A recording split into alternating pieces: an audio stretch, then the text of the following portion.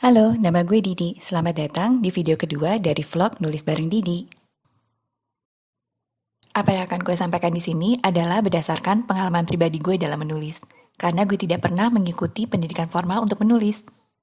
Ditonton terus ya. Apa sih sebenarnya itu creative writing? Atau menulis kreatif adalah segala tulisan yang melampaui batas-batas literatur profesional, jurnalistik, akademik, atau teknis, yang biasanya diidentifikasikan dengan penekanan pada keterampilan naratif, pengembangan karakter, dan penggunaan kiasan sastra, atau dengan berbagai tradisi puisi dan puisi. Itu definisi berdasarkan Wikipedia, sesuai dengan yang saya cari. Tapi kalau bisa kita simpulkan sendiri, sebenarnya menulis kreatif adalah suatu gaya menulis yang lebih berfokus pada perasaan, pemikiran, dan emosi dari si penulis itu sendiri, yang melampaui aturan, tradisi, dan teori penulisan yang sudah ada. Jadi, penulis bisa lebih berekspresi dengan tulisannya.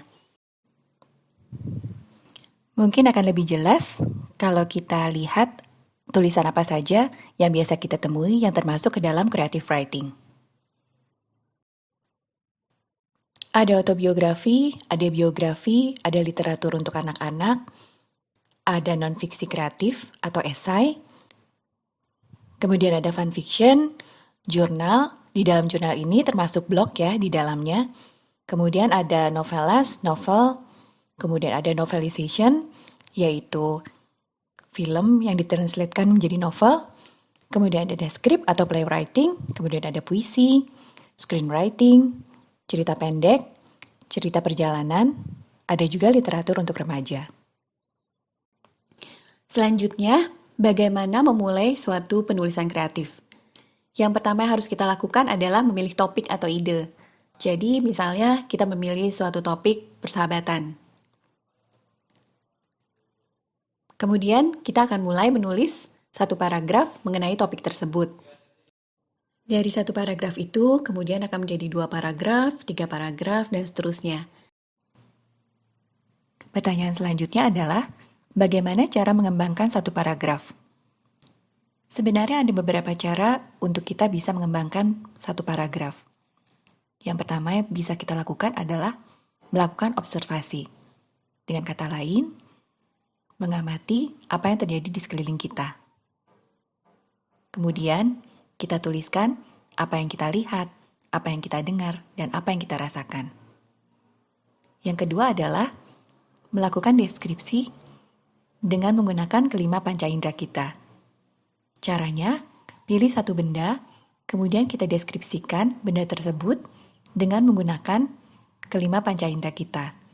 Misalnya, bagaimana bentuknya, apa warnanya, bagaimana teksturnya, dan sebagainya.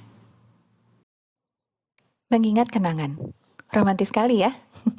Coba kamu ingat satu kenangan, kemudian kamu coba tuliskan secara rinci kejadian yang terkait dengan kenangan tersebut.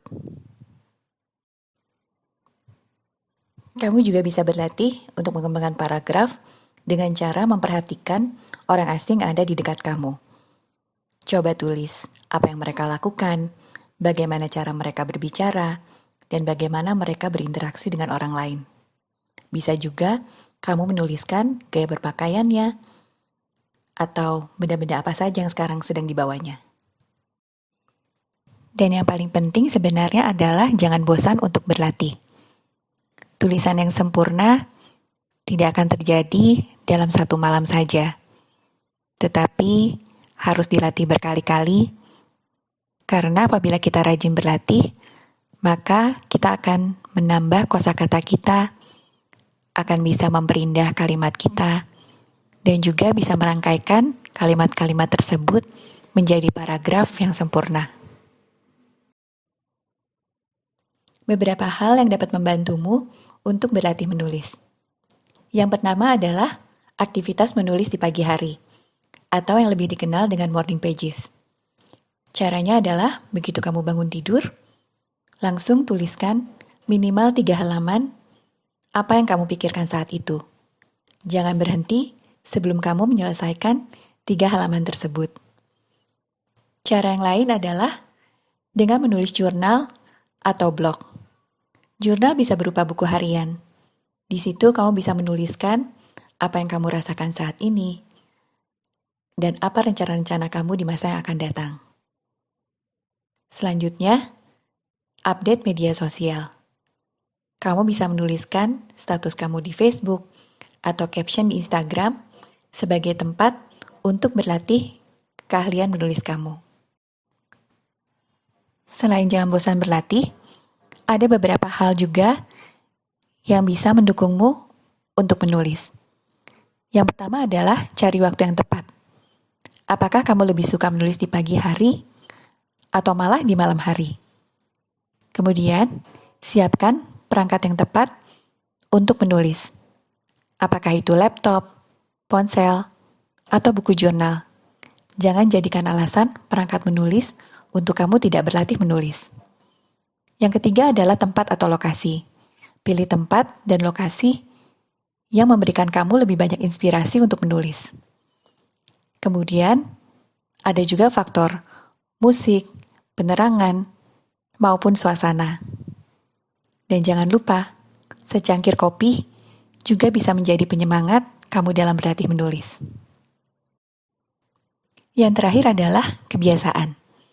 Jadikan menulis menjadi kebiasaan kamu, jadikan menulis menjadi kebutuhan kamu yang harus kamu lakukan setiap harinya. Terima kasih sudah menonton. Keep on writing. Bye.